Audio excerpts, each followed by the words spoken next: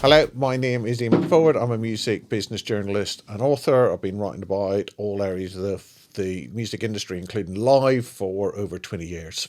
I'm Nick Morgan, the Group CEO of We Group, which is made up of three agencies. We are Placemaking, We Are the Fair, and We Are Ops. Also sit as the Vice Chair of AIF, which is Association of Independent Festivals, and the current Chair of the UK Events Outdoor Group. So I suppose if we start, if you give us a little bit of your background just within live music and live events and your company, what you do, the types of events that you put on. So yeah, we started in a different iteration around 20 years ago. We always put on events. I was a booker originally, club promoter prior to that, and then started by working in certain universities. I was a booker, and then just by chance got introduced to a guy called Bob Angus at Metropolis Music, and then from that started doing localized press for V Festival, and then from that really got ingrained in festivals and events. And then in our sort of second iteration, we launched the fair 10 years ago. This is our 10th anniversary this year. And we essentially probably work around about 100 shows per year in different capacities, but more often than not nowadays we deliver. How I describe it is we do everything apart from deliver the audience and the talent. So we don't get involved in booking, we don't really do marketing, but we do everything else. So it's a year-round relationship for those shows, for whether it's getting the premises license but through to delivery, so delivering all the stages, all the tech, advancing artists if necessary, right through to obviously running the live and then the D-rig. Okay, maybe you can talk about some of the big events or the standout events that you put on each year, just in terms of the types of artists you cover, the size, that kind of thing. Yeah, so we are, and my passion is around supporting the independent sector. So all of our shows are independently owned, and they vary in size. Our smallest show ordinarily, and is currently around 5,000, right up to 25, 30,000. Things like Eastern Electric, Maiden Voyage, other things in a slightly non-traditionalist music is something called Festivision at the moment. So Wreckfest is the world's biggest talent acquisition show, which we currently do at Nebworth, and it's just gone over to the States, and we're launching and have launched in the US, and things like Boiler Room we look after in the UK, and looking to do more of that sort of stuff. Okay, and we'll get into this a little bit later, but you're focusing on ways the live sector can be fixed or improved. So why is this important at this particular stage in the live music industry's evolution? Why now? I think I've been talking about it for around 18 months, and I would say in its infancy, when I first started talking about this cultural crisis that I think we're facing, it fell on deaf ears. Obviously we came out of the pandemic. Lots of promoters, understandably, had been through, as had we, a horrific time. I think there was this belief that it was going to be euphoric 3 or 4 years for obvious reasons, such as, the cost of living crisis we're currently going through, various other global, macro issues are affecting, everybody on a micro level where tickets aren't being sold. So for me, there's two squeezes. There is the squeeze on, there is a point where we can't keep putting prices up. There are some anomalies in that, like Glastonbury, but even Glastonbury had a lot of pushback last year where they had to because of the supply costs, and then as I just mentioned, the supply costs have incrementally increased. Some of them are hard costs that are unavoidable, whether it be the energy crisis, labour costs have gone up. There is a tiny proportion of profiteering, I believe, in the supply chain, which I've been talking about as well. So the margins on shows, even on sellout, are massively reduced, maybe 2-3%. Yeah, effectively what you're doing is you're building a large town or a small city that exists for 4 or 5 days, but you have to have all of that infrastructure in place, which obviously you need all the materials and the cost and things like that. So there's lots of things that people might not see or understand. Explain a little bit about the complexity of that. Yeah, I think, as you say, it is a small village. People, that is often, when you come up from a customer point of view, you are experiencing an environment, but that has been built. And generally on day one, if we're lucky, we'll turn up and there'll be a water standpipe. That is it in totality. So imagine powering a village for whether it be 10, 20,000 people. It needs full power. It needs full water supply. It needs every single aspect that, everyday lives you interact with. That needs to be built within a 2-week period, maybe a 3-week period. And then de-rigged, run during the live. So, Wi-Fi, everything you can think about in your daily lives ordinarily needs to be put into a field in a temporary environment. Yeah. And with that comes huge costs, transport, toilets, waste, every aspect, noise management, is all inherent with any, large show. And particularly in the UK, you have to have contingency plans for weather of all extremes as well. If it's too hot, you have to have extra water and things like that. If it's too wet, you have to have measures put in place. So you're invested in stuff that might not actually be used. There's all of these other invisible costs. Yeah, and as we all know, there is definitely a climate concern, and we've seen over the last 3 years, we have definitely had to have more inventory available for wet weather provision. When we've had massive fluctuations, where it's been really hot this summer, for example, August was terrible, and we did have to employ or mobilise much more trackway on sites. You need to keep the show running. Other things that people don't maybe consider this year for 20,000 cap show, rail strike was announced. That in itself generated another £120,000 of cost to that show, to the point where that show maybe not made money. So with live events and festivals, there's obviously growing competition. If we were having this discussion 20 years ago, there was a lot of competition, but not to the extent that there is now.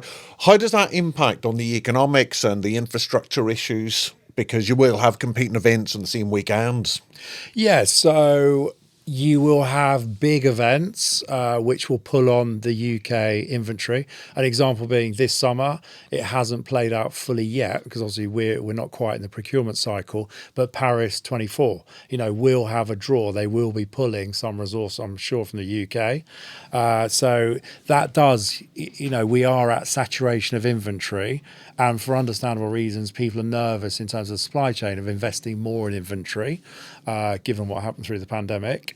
So, there are pulls on that. And obviously with less supply, you will see incremental increases in price. It's basic economics. Mm-hmm. So there's concern around that. And you're right, people talk around saturation. I think there's just evolution. There are some shows that use, the cookie cutter sort of analogy where they just roll out the same festival format year in, year out, and those shows will no longer survive.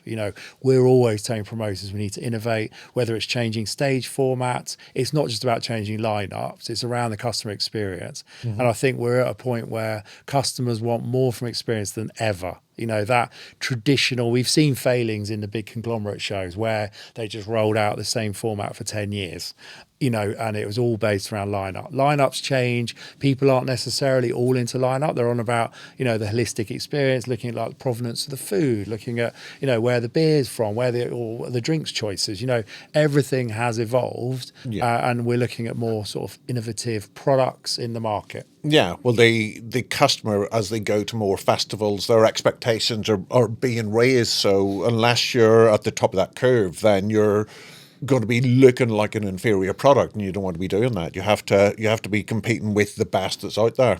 Yeah, and I think you are. I got a report only this morning from Live, who we're involved with, which customers are expecting a lot more for their ticket, their ticket price. Understandably, because they believe, if the ticket price is incrementally increased, there should be added value, more aligned to like a VIP experience.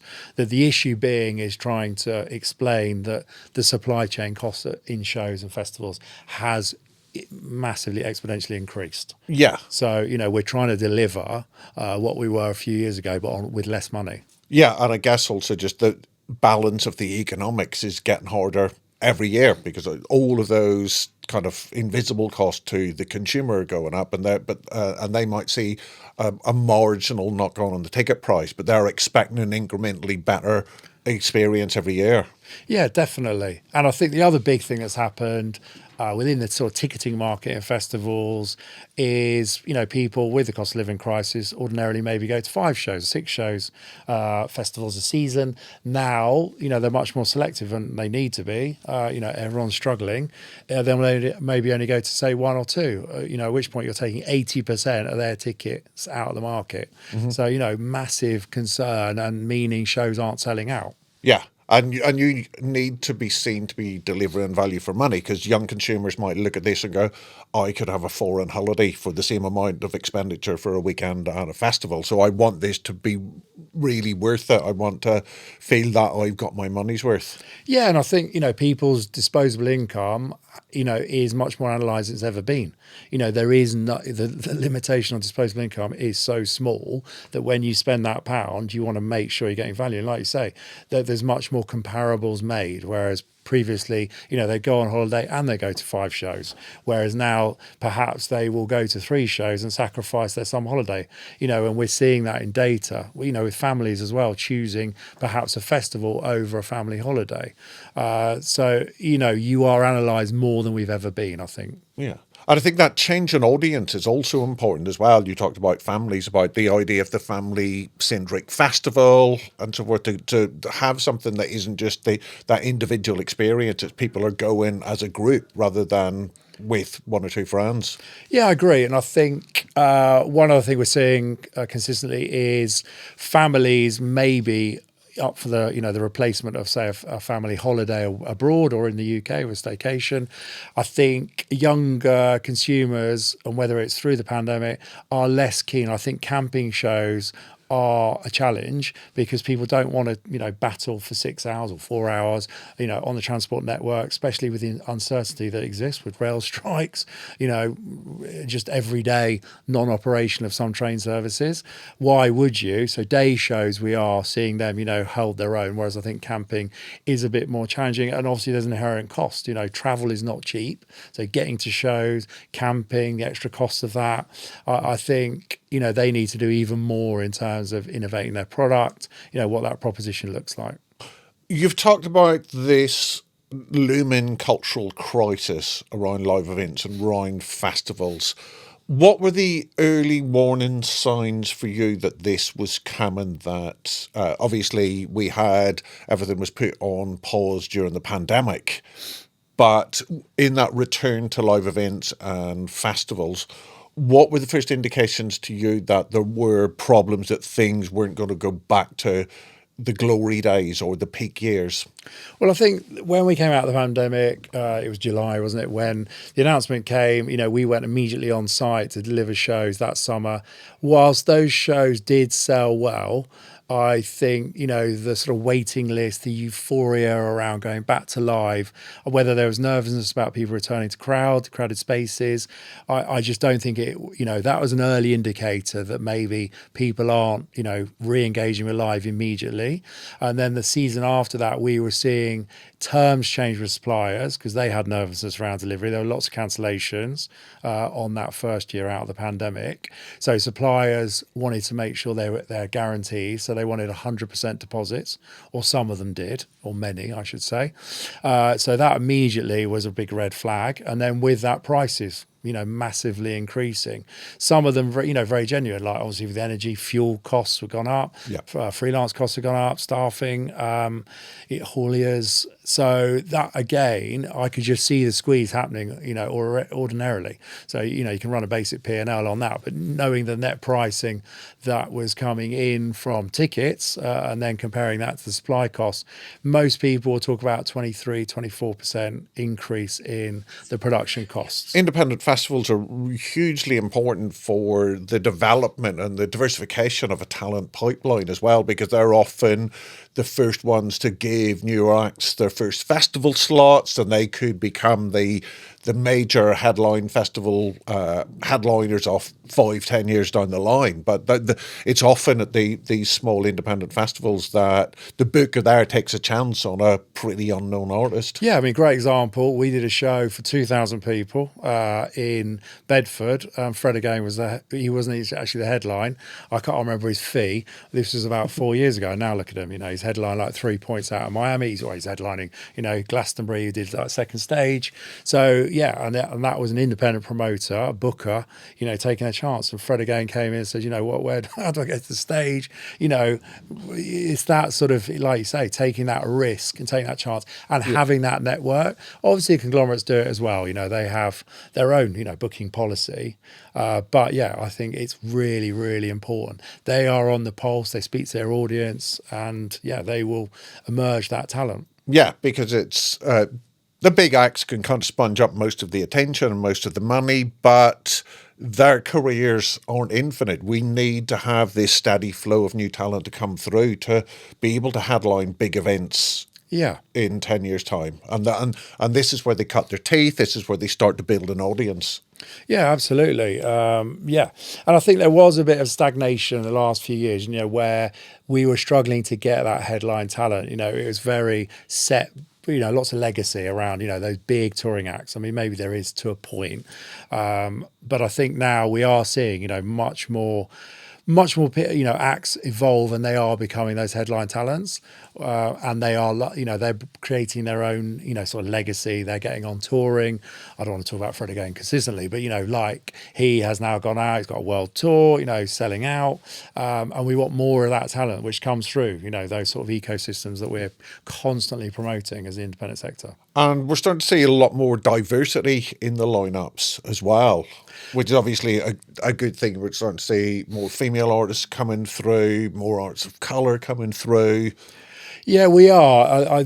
There is still a lot of work to be done. Like, there are so many talented artists that aren't getting that support, and that may be because of traditionalist booking policies, not necessarily knowing. And I think, as an industry, I talk about this a lot, and so does, our team, but there is a lot more to be done. There's a lot of acts that aren't getting the exposure that they should do within that, more diverse ecosystem. And that comes right through to like the marketing policies as well. We can do more there where we're not, it's a very traditionalist audience. Our shows, some of them are more diverse than others, but I think there is more work to be, or could be and should be done to, engage. And it's crazy, isn't it? We should be engaging with, that's more tickets as well. If we're looking at every commercial, we should be getting more diverse audiences. And likewise, we should be representing them with, with that booking policy. Yeah. So, and whether that's female, diverse, but yeah, there's still more to be done. Mm-hmm. And related to this point you talked about the cultural crisis, you also believe that there's a generational crisis as well for young people, teenagers who would be going to their first festivals, have started to miss out or opt out or not be able to go to these events. And it's almost like a generation is coming through where festivals aren't this rite of passage that then becomes a regular thing for them. Talk a little bit about that, what you think the sticking points are and how that can be overcome. I think, I call them gateway festivals, but effectively, because of the pandemic, again, I don't want to blame everything on the pandemic, but we had 2 years of non-academic cycles in terms of people going on campus, going through, whether it be student union, etc., going out, they were homebound, which must have been, really tough. But ordinarily, the big promoters, so like Reading and Leeds, they're traditionally known as those sort of gateway festivals. They would be speaking to that audience within the student unions, or student unions vice versa, be promoting them. And then that's how, people generally would go to those sort of gateway shows as their first show, with their friends. And then from that get, inherently interested in shows, love the experience, want to explore more, say more independence, so we've missed 2 years of that. And desperately, how to engage with them is a challenge, and there is different cultural shifts. Lots more people are on AF, but you can enjoy AF at a show. You can go, you don't have to go and drink, you don't have to go and do drugs at shows. So it's promoting to those audience, and there will be a more diverse show policy, you know, things like wellness. You know, there's a massive exponential growth in that sort of category, like wellness, mental health show, well, aimed at, you know, sort of inherent that policy.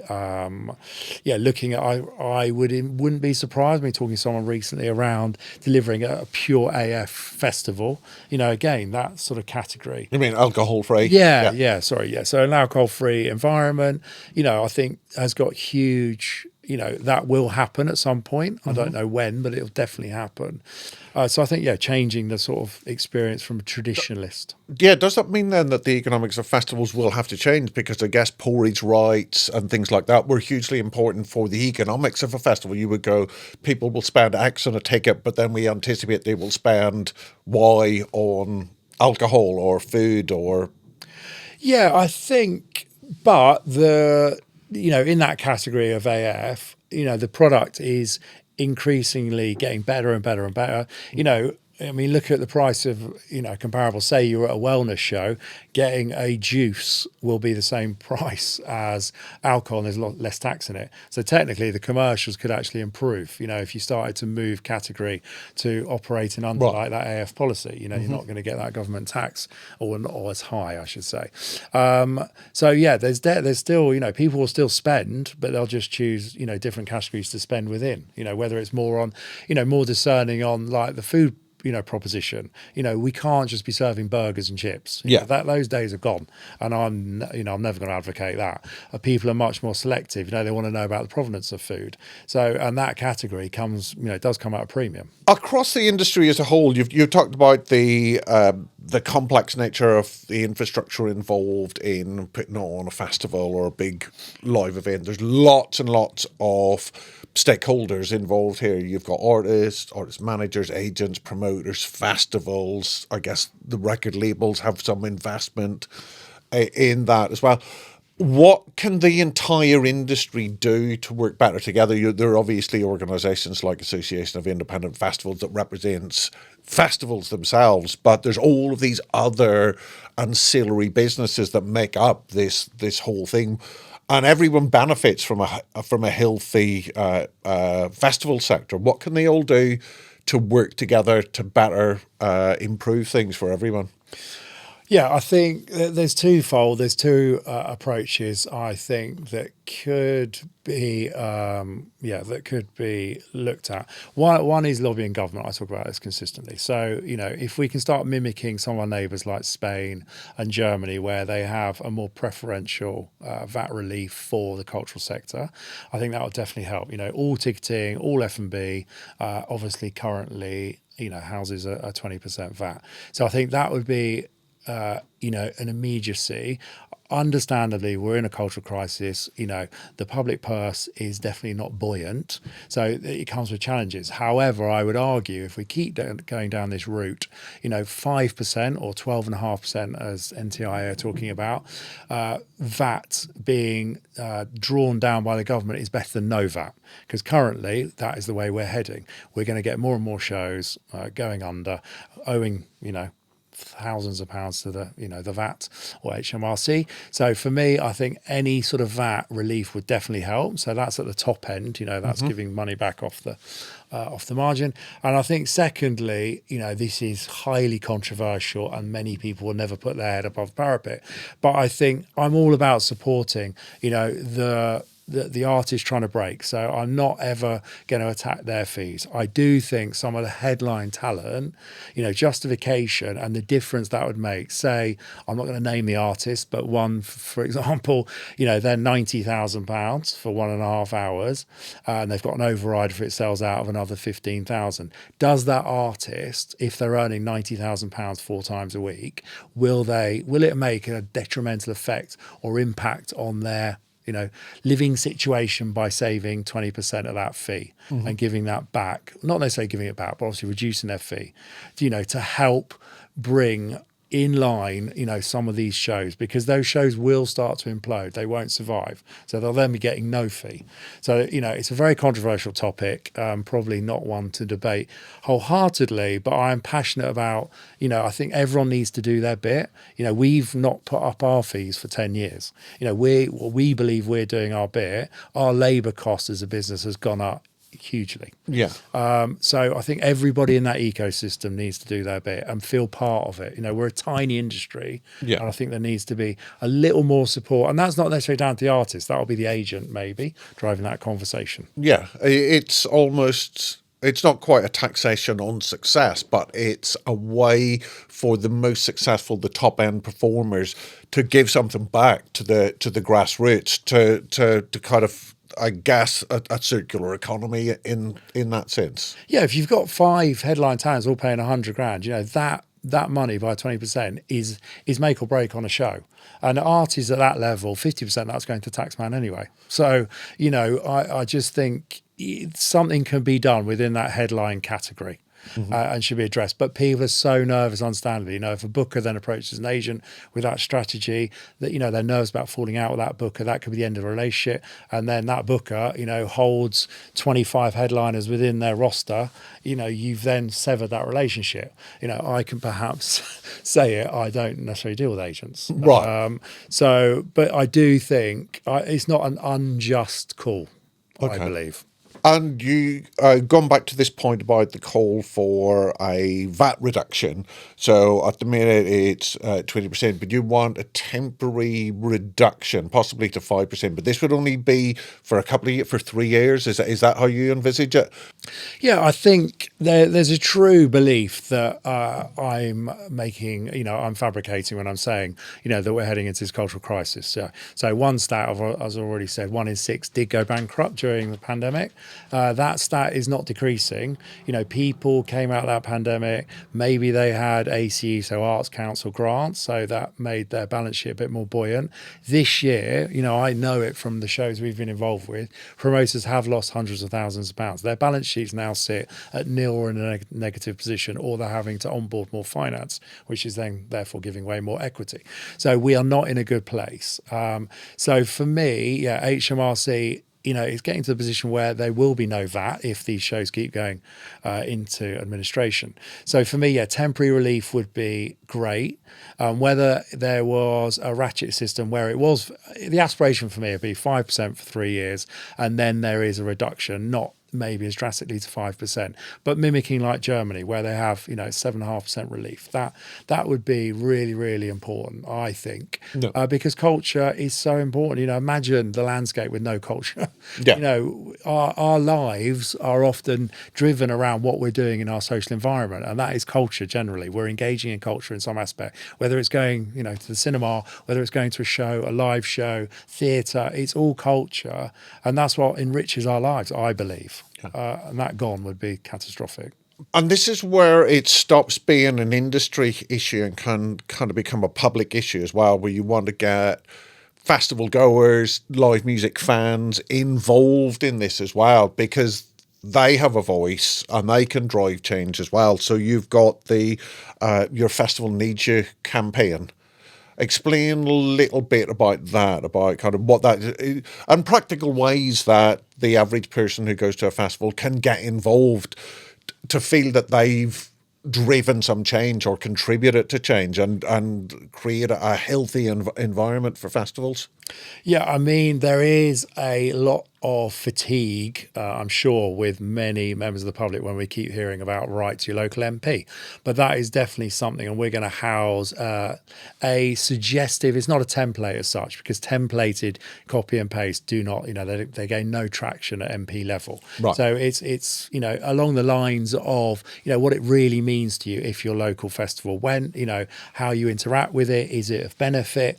So there's some sort of guidelines that we're going to house on our website around around how we can engage with that. And this is all to try and lobby the government for the spring, so where we expect, a fairly competitive budget, but whether we are brushed over and not seen as an important economy or an important market in the UK is to be seen. But obviously the more traction we get, they want to hear from public. They want to hear what it really means, because currently it's, a load of people from industry, and it could be seen as, we're just trying to gain more margin, which is absolutely and categorically wrong. Yeah, and it shouldn't just be a boring industry issue as well, because everyone who goes to festivals have an emotional investment in this, that the fact that, you can go to a festival this year, but they might not be able to go to one in their local area next year because they can't make the numbers add up. So you've also got a documentary coming out that looks in more detail about the things happening behind the scenes in the festival, just to understand all of the different people involved, all of the different specialisms. Tell us about the origins of that and what you hope that to achieve. Yeah, I mean, that was, so Yaz, a group director at the fair, it was her idea to, employ a documentary maker who came and followed the team around various shows over the summer. And like you say, it was to explain in a non-patronising way, but just the amount of effort. I think, like with any industry, people don't know it unless they're in it. So to explain to people just how much goes into it, and, spoke and interacted with loads of customers who are on site, which is really interesting, talking to the team just about, their experience of going to shows, what they love, what they hate. It was really just to bring it to the forefront, to explain to some public, talk to our promoters as well on site, about the industry. We would love, if you can, to support shows by buying tickets and buying tickets earlier. There has been a massive trend to buy a lot later because they know those shows don't sell out. Mm-hmm. So therefore they're much accessible, and people make decisions a lot later than perhaps they did. So that would be one way. The other way is, to look at our website, and it would be amazing to lobby their local MP, with some of the prompts that we're going to be housing on our site. Yeah. And just saying, how much festivals mean to them, and that's more akin to trying to get this VAT relief in the spring budget. Yeah, there's an election coming up. Threaten to vote them out if they don't support you on this. That's it. Yes. And years ago, I mean, I delivered a show at Hyde Park in 8 weeks. This was 15 years ago. So it just shows the amount of, albeit it was very stressful, but the amount of effort and time needed now. We wouldn't take a show unless we had at least 8 to 10 months planning on it. Yeah, because you need to kind of have all those safeguards for the people going. You don't want to have scenes like the original Woodstock, where it was just like miles of people abandoning their cars. Or Fire Festival. Yeah, or Fire Festival. Definitely don't want that. No one wants another Fire Festival. No. I want another documentary on Fire Festival, but I don't want another Fire apparently Festival. He's launched another show, another festival. So maybe you could get involved, show them how to not do it. I don't know if do it properly. What's the sell for someone to work in the live industry? Because we don't want to send them run away in panic with all of the problems that we talked. Why should someone be interested in working in the festival sector? I think, it is an amazing sector. I think, one of our sort of values at the business, for example, is, around family. We really work together. You are on site, and I think the reward of building, working site for 12 months and then seeing 20,000 punters in that environment, all having a great time, coming up to you during the show saying this is great, that people often don't realise, what a festival can mean to people. It's where people fall in love. It's where people then get married. It's where they meet friends for life. It's a catalyst to so many things that are pleasurable in life. It's a release for some people, especially in these, quite depressing times. Like you saw the Roaring 20s. I think now people want to go out shows and forget about some of the horrific things they're going through in everyday life. It's that relief. It's the new jazz age. We should get F. Scott Fitzgerald to write about the boom in festival. On that festival theme, what was your first festival? What was your kind of road to Damascus with festivals where you went, this is the life for me? I mean, I think because we worked on I can't remember if that was my first show, but in '99. Was this on the Essex site or? No, this was up in near Birmingham, Stafford. So I think that was one of my first shows, because we did their local PR for a few years. So you went to them. I would have been to other shows, but I can't remember what my gateway show is. But yeah, probably that. What was the thing that with the penny drop where you kind of where it clicked and you went, I really like this, I want this, I want to be part of this? I think, there's a lot of excitement. Always loved music. I've always been into music, and seeing that in a live environment, I think the sort of, the industry's quite small. And I think, the fact, most people in the industry, generally people are really, really supportive. You don't see that in all industries. Some can be very frictious, very aggressive in terms of, onboarding new business, etc. So I think that support and just the excitement, maybe I've been more logistics, but, building something, like you say, from scratch, delivering it, making it run operational. I've always been interested in that. I think there's nothing like it that, I can think of. And personally, what's been your favourite festival experience? And that doesn't have to be one that you worked on. You could have just been there as a punter. Oh, there's just so many. I mean, I really like the small independent shows that, what I love is seeing, a lot of our clients we've worked with for maybe 10 years. So seeing them grow from, 3,000-4,000 to 20,000, that again is really rewarding. It's applauding their success, and hopefully, we contribute to that success. I think, favourite shows. Years ago, I worked on one of my first biggest shows, which was 45,000, was Global Gathering. A very challenging show, but I absolutely loved it. And worked with a great guy called Dave Mack on that show. And, it was albeit very challenging, but really rewarding. 45,000 people, and I think it was 9 stages, the biggest talent at the time. In the sort of electronic movement. So that was, incredibly rewarding. But still to this day, I love going to shows. Seeing punters just enjoying that, and promoters really caring about the delivery from, looking at the F&B proposition, looking at local drinks partners, that is exciting. Right. And what's the worst festival experience you've had? You don't have to name names. We can change names, or you can speak euphemistically. I would say for me, it was probably Glastonbury in 2006, I think, where it was a really rainy year and I had to flee on the Sunday afternoon because it was so horrible. Yeah. That scarred me for years. I think, some of shows where, I've had shows that we would call a bit more high risk. I hate the term high risk, but in terms of, policing used to categorize it as that, where we've had violence. So, one show we did have several stabbings, and that was horrific. I think that, there's one show like that, and then on another show when we had a fatality, that is really, it's not just, difficult for me, as say an event director as I was in those shows, but, for the wider team as well. It does have, you don't know that individual, but it does have a bigger impact than people maybe perhaps think. You're so invested in that show, and you do take it really personally, and it's really catastrophic for obviously the family, and it is beyond our control. But you do carry a weight, and that that probably sits with you for longer than you think as well. So that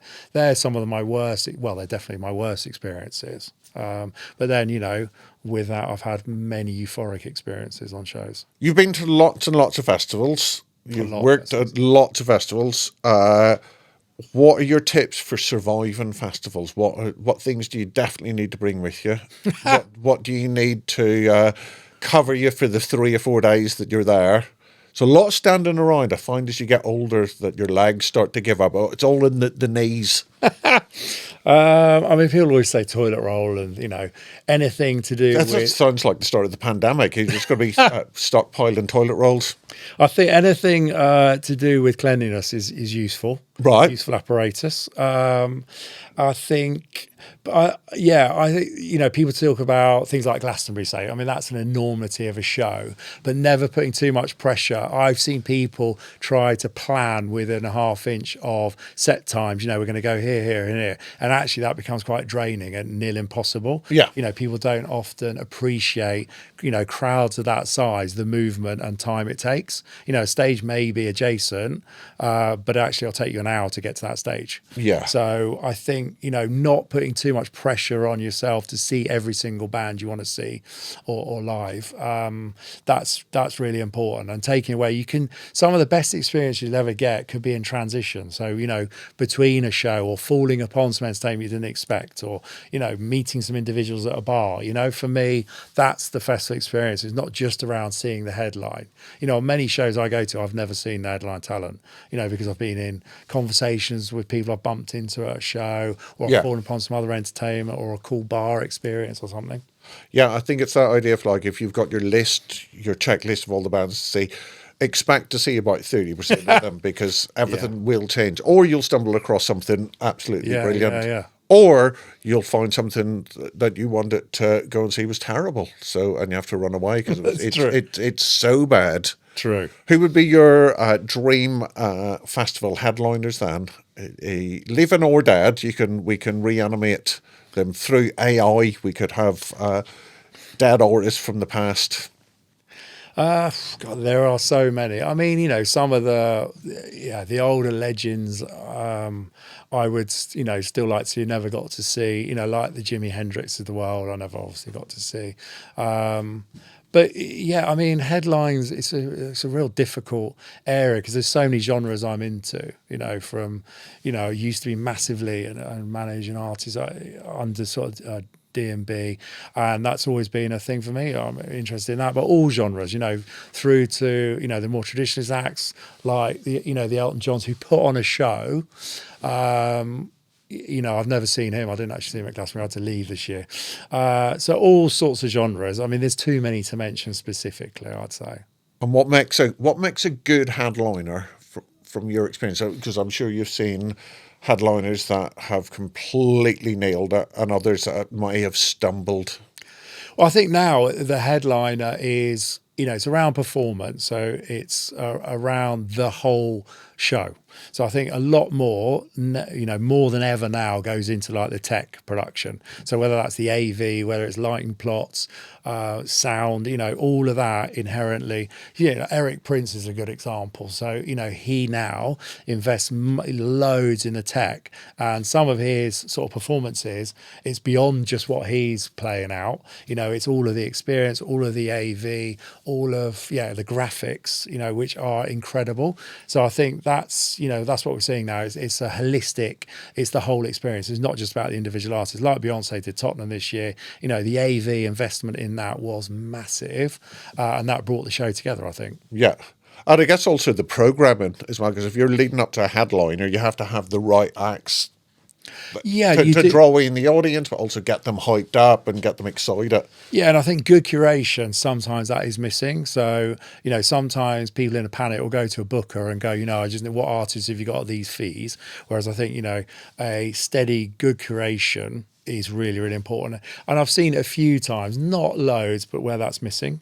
People have just gone down what the agents told them to book.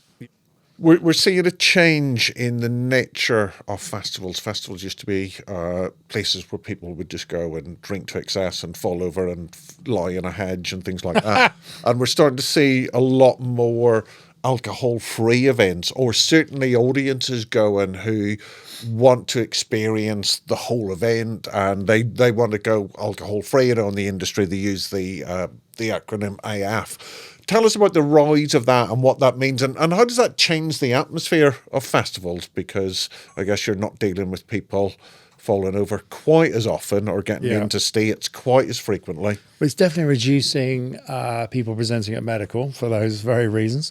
I think people are, like, the biggest exponential growth in any category is around AF, so alcohol-free beers, mocktails, because people do want to enjoy that show and remember it. I think also, shows are changing. You're seeing a big growth in wellness shows. There's a massive category which is booming around that. CrossFit, for example, they're now doing festivals.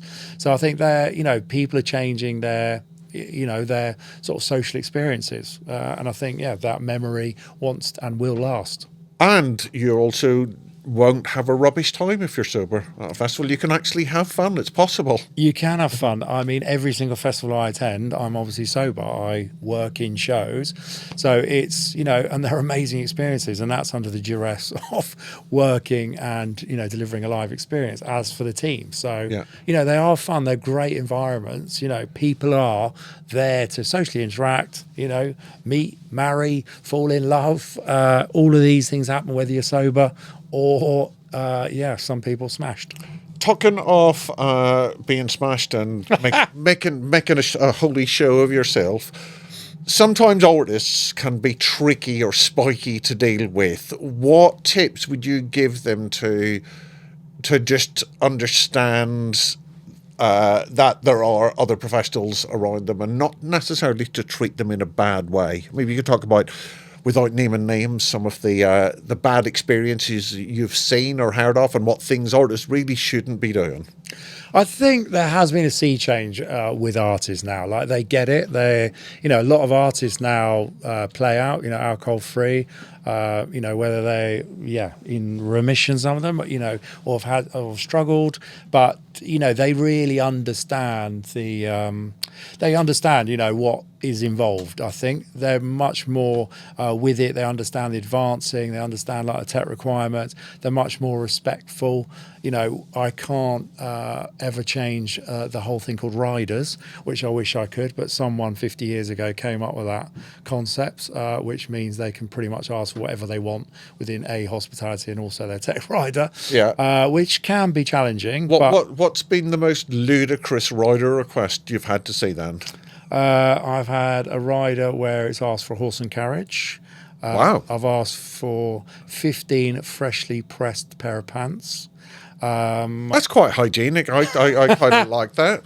Some of the artists, maybe when I was a bit more naive as a booker, I would go and get every single aspect of that rider, whereas these days most people will be quite robust in terms of response and not be accepting of every single aspect. Did you manage to get the horse and carriage? No. No. Like, how do you source a horse and carriage? Well, I didn't. I just crossed it out on a black Sharpie. But yeah, maybe. Had they just put that on to be difficult rather than they genuinely wanted one? I think it was more of a jovial thing. But I'm sure some promoters at one point had done it. There is that great story. Obviously, the infamous Van Halen M&Ms, no brown M&Ms, but they did that as a little trick to make sure that all the other things on their request, their tech request, were being attended to, so they could just walk into the dressing room and say, if there's no brown M&Ms in the bowl, that means all of the other stuff's been done.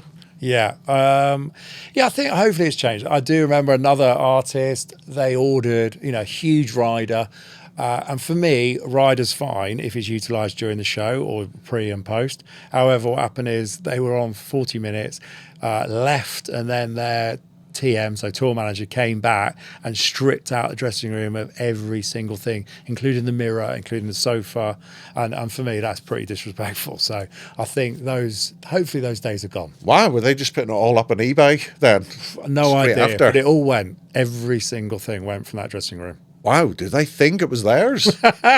Well, perhaps. Yeah. There is someone who will remain nameless, a very, very famous UK singer who, when they went into their record offices for a meeting, all the staff were told, clear your desk, because if they see anything on their desk, they just presume, because they paid for it somehow, it's theirs and they'll take it. Wow. Yeah. Those days are gone. I will tell you who that was after the recording has stopped.